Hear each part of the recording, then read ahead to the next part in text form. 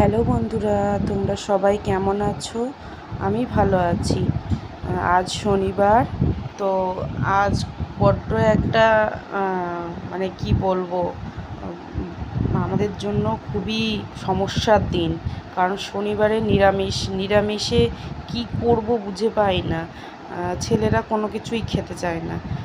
তো ওদের জন্য একটু পনির আনা হলো, পনিরের একটু পনির বাটার মশলা করা হলো। সকালবেলায় ওটাই রুটি দিয়ে খেলো।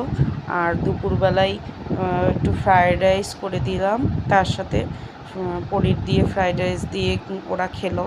আর আমাদের জন্য আবার আলাদা করে এমনি ভাত, তারপরে মুগ ডাল দিয়ে চাল কুমড়ো করলাম, তারপর পটল ভাজা করলাম, আলু ভাতে করলাম।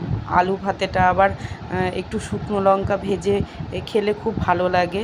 ওটাই করা হলো, আজকের মেনু আমাদের এটাই।